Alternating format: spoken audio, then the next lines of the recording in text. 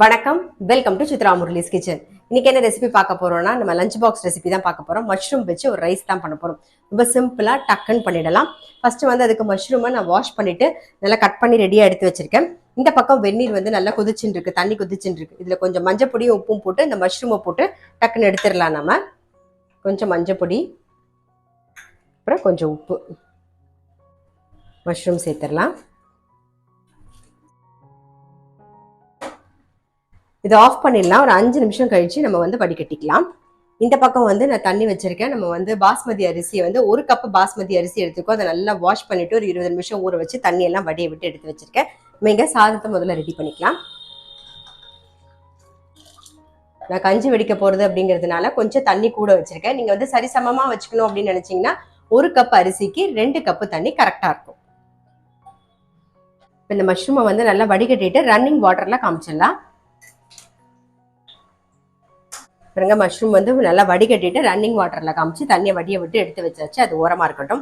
இந்த பக்கம் வந்து கடாயில எண்ணெய் விட்டுருந்தோம். அதை நல்லா காஞ்சிடுத்து. நம்ம வந்து பட்டை, கிராம்பு, ஒரே ஒரு அதாவது ஏலக்காய் சேர்த்துக்க போறோம். அப்புறம் பிரிஞ்சி இலை, நல்ல பெரிய சைஸ்ல 2 வெங்காயம் நீட்ட வாக்குல கட் பண்ணி வச்சிருக்கேன். இஞ்சி, பூண்டு, ஒரே ஒரு பச்சை மிளகா கோர்ஸா அரைச்சி வச்சிருக்கேன்.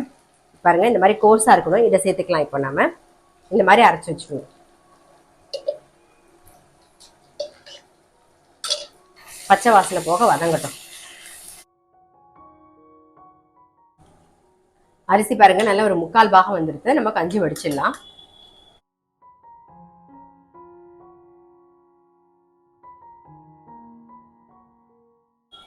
நீங்க இப்படி எடுத்தாலே அப்படியே வந்துடும்.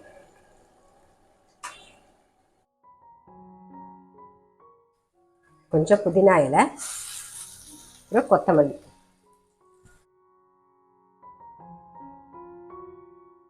இது கூடவே பட்டாணியும் சேர்த்துடலாம். நாம ஒரு கைப்பிடி பட்டாணி. ஆல்ரெடி நம்ம வந்து பச்சை மிளகா சேர்த்துருக்கோம். ஒரே ஒரு பச்சை மிளகா. கொஞ்சமா வந்து வரமிளகா பொடியும் சேர்த்துக்கலாம். ஃபர்ஸ்ட் மஞ்சள் பொடி கொஞ்சம், அப்புறம் வரமிளகா பொடி, கொஞ்சம் தனியா பொடி, கொஞ்சம் வதங்கட்டும். நம்ம வந்து காரப்பொடியெல்லாம் சேர்த்து ஒரு வதக்கியாச்சு. அதோட பச்சை வாசனை போயிடுது. இப்போ வந்து நல்லா ஒரு கப்புக்கு தயிர் எடுத்துக்கோங்க. இந்த கப்பில் 1 கப்பு தயிர் எடுத்திருக்கேன் நான். இப்போ அதை சேர்த்துக்கிறேன்.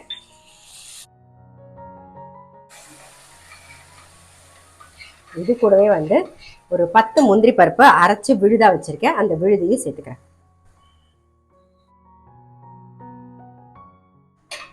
நல்லா ஒரு கொதி வரட்டும். தேவையான உப்பை இப்போ சேர்த்துடலாம்.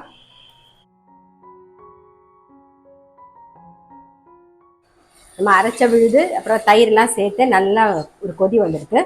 இப்போ மஷ்ரூம் சேர்த்துடலாம். இதுக்கப்புறம் தான் கரம் மசாலா பொடி சேர்க்க போகிறோம். இப்போ வந்து கரம் மசாலா பொடி சேர்த்துக்கலாம். நீங்கள் கரம் மசாலா பொடி இருந்தால் அதுவும் சேர்த்துக்கலாம். அப்படி இல்லைன்னா தனியா மசாலா பொடியும் சேர்த்துக்கலாம். நான் இன்னைக்கு தனியா மசாலா பொடி தான் சேர்க்குறேன்.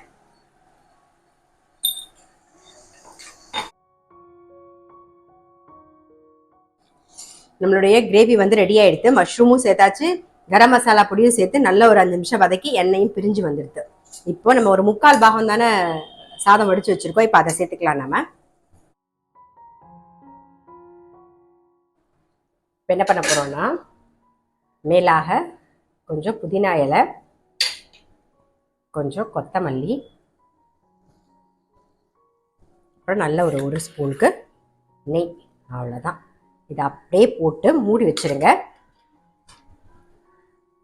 நல்லா சிம்ல வச்சுட்டு ஒரு 3-4 நிமிஷம் கழிச்சு நம்ம திறந்து பார்க்கலாம்.